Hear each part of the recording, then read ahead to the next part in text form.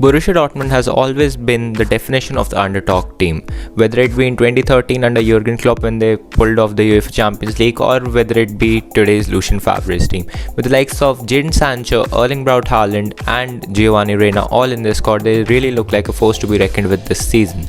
So, I let FIFA 21 decide whether Lucien Favre can actually win it all this season, but this time Xbox Series X optimized 4K 60 FPS, and as always I'm Exit Lag sponsored, so check out the link in the bio to solve all of your gaming related problems.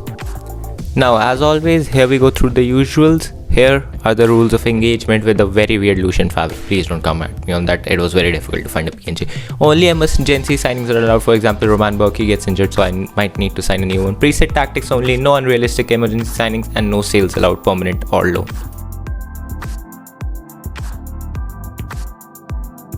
Now going through the tactics and the formation. The formation is a 4-2-3-1 with relentless squad depth. I really like Borussia Dortmund squad depth. And just to make it clear, anyone who watches Borussia Dortmund regularly, please let me know whether they play the 3-5-2 or the 4-2-3-1. Well, either way, the formation 4-2-3-1. Here are the tactics, defensive and possession based, the roles and the instructions.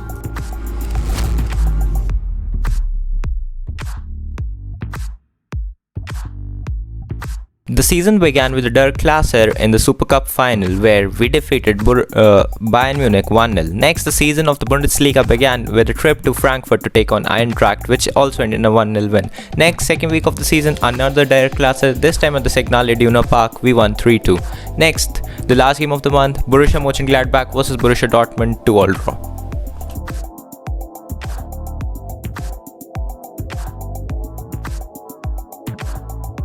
We pick up in the month of September on the 12th against Kai Havertz's former club Bayer Leverkusen, which ended in a 2-1 victory. Next, our UEFA Champions League campaign began against a team whose name I cannot pronounce, so I'm sorry, 2-0 win. Next, the biggest threat of the Champions League campaign, Lazio, this time at the Signal Iduna Park, 1-1 draw.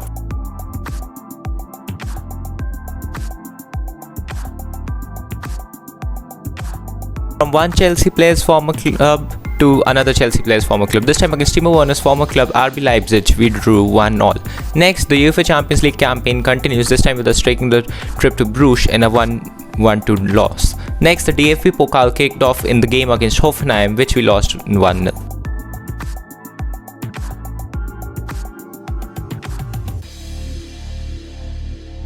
We pick up in the month of November with us looking for revenge against Club Brugge at Signal Iduna Park, which we took 1-0. Next, the Riverdine Derby, I know how much this means to you Dortmund fans, against Schalke, 3-0 victory. Next, the next UEFA Champions League group stage game against the same name I can't pronounce, 3-1 win.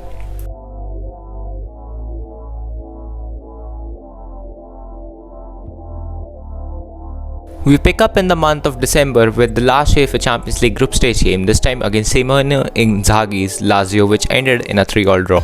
Next, Dortmund vs Freiburg, the last game of 2020, so I had to show it 4-0 win.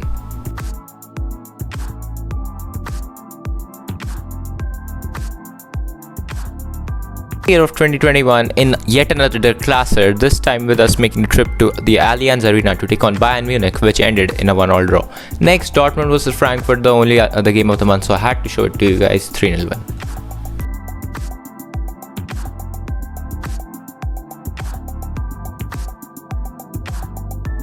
We pick up in the month of February against Ronald Koeman's FC Barcelona, who I've made a video on too. We lost 3-0 though. Next, Dortmund vs Wolfsburg. This is not a good game either, 2-1 loss.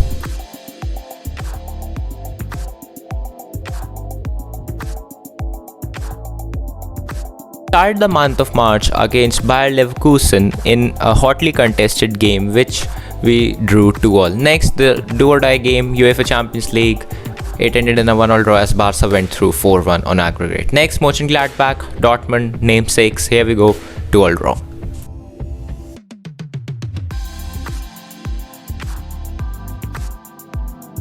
The month of April saw no big game, so consider this game as against Union Berlin as a filler, which we won 2-0.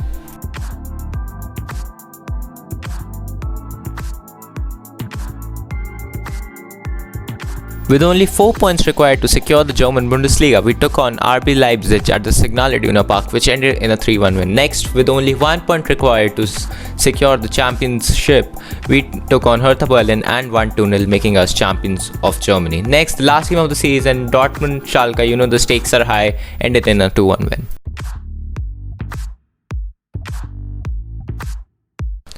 Now the honours, the end of season performance review. We finished champions of the German Bundesliga. We finished in the round of 16 of the UEFA Champions League.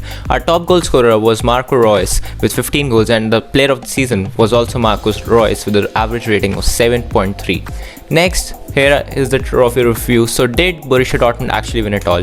Well, no, but they did win a double, which is out of this world for the quality of this squad. And in my humble opinion, Lucien Favre is maybe just 2 or 3 world-class players away from sweeping it all.